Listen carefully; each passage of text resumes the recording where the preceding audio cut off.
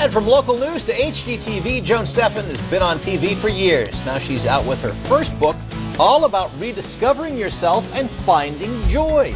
Joan will join us coming up on the Fox 9 Buzz. The Fox 9 Buzz starts right now with Alix Kendall, Jason Matheson, and Keith Marler. Well, she is a familiar face to Minnesotans, anchoring the news for years and hosting her own decorating show on HGTV. That's right. After the break, we're thrilled to be joined by Joan Steffend to talk about her new book, all about helping people find their true path in life. Well, Minnesotans know our next guest for decades, behind the anchor desk on local news and then a show on HGTV. That's right. Now, Joan Steffend stays busy with the radio show on My Talk 107.1, and she just released a new book called And She Sparkled. And she does sparkle. Joan Steffend joins us this morning to talk about the book. Good morning. Decades. That just kills me. She's been a fixture for decades. Yeah, on that other channel. We won't say. Oh, yeah. On that other channel. So you're so busy. You do so many things. What made you want to do the book? I didn't actually want to do the book. Sell it, Joan. That's like a little Sell honesty, it. Joan. Well, that's the segment. Joan, where can we see your book? Well, Okay, here's the truth. I wrote it for myself. Do you have a CD coming out, Joan, that you want to talk about? I mean, Wow, we've got like 3.5 minutes left. My lovely publishers, Tristan Publishing, are standing over there going, what? No, I wrote it for myself. I was in a place in my life where I thought I have everything that I've ever thought I wanted, and there was something missing. So I sat down and wrote this story out, just trying to figure out, it's my autobiography. So I sat down and tried to figure out where I was, by looking at where I'd been. And it came out in a metaphor, unbeknownst to me. It was really one of those things that just kind of flowed out of me. And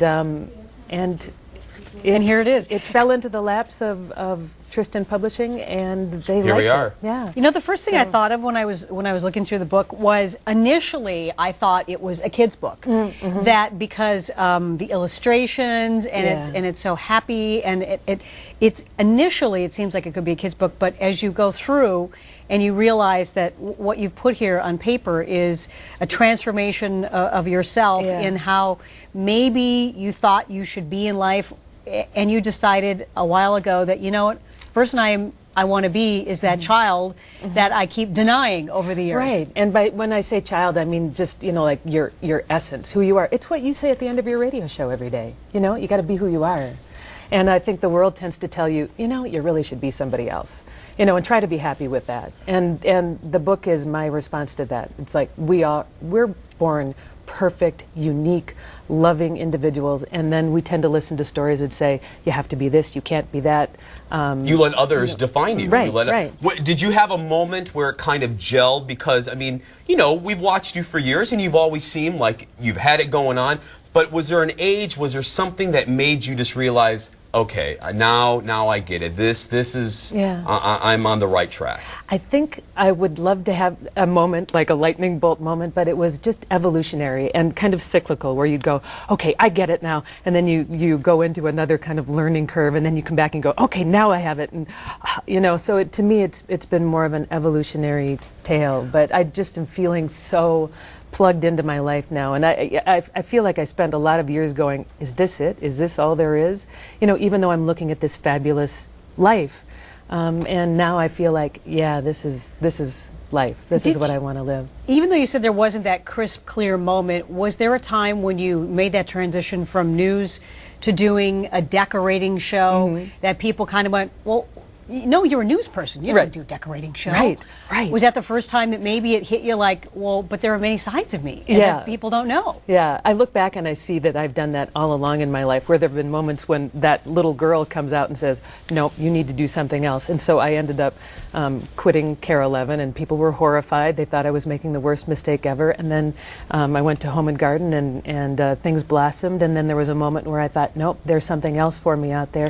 And I quit again, and listen to my inner self, and then I'm hopefully blossoming again. Well, let's talk about that time. Was that leap scary, leaving that other station and doing? Was that? No, you can say it, Joan. It's okay. Now we're going to boot you off the set. Get out. No.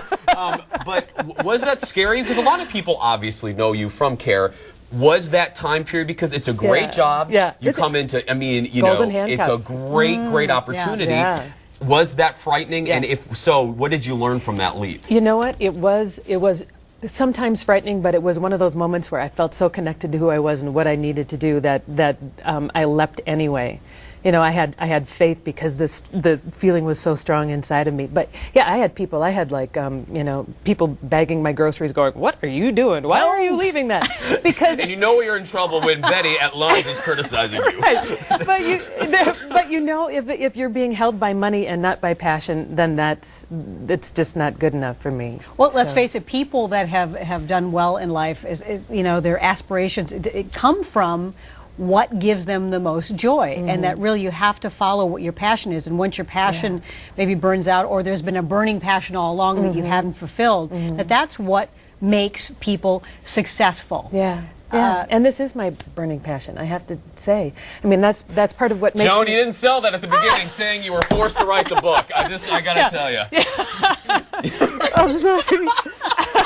Okay, I gotta get this down. You're my first TV interview, man. You know, you did say one thing though that stuck inside me, and you said, you know, I was so confident myself that I knew this was the right choice for me to make for myself. How did you get there? You know what? I think it's just it's a matter of listening. I mean, we do a lot of talking in this world, and we do a lot of, you know, and a lot of people tell you what to do. There are how many books saying the top 10 ways to blank? You know, you look through you know, any magazine, and they're trying to tell you exactly how to live your life. And to me, it has more to do with stopping down, being quiet, and listening. Absolutely. To myself. Well, Joan, thank you so much. Great words of wisdom, Joan. Come see me at the Mall of America. Yes, exactly. Right now, you can meet Joan at several upcoming events. Take a look. On Saturday, she'll be signing copies of her book at the Mall of America from 1 to 3. Then at 6, Joan will be at the Valley Bookseller in Stillwater. And on Sunday, wow, it's like the Joan World Tour. Joan will be at the Borders Bookstore in Minnetonka from 1 to 2. Thank you, It's a Joan. great message, You're very Joan. welcome. I love the Great book. message. Really do. I appreciate it. And pretty book here. It Very is. pretty.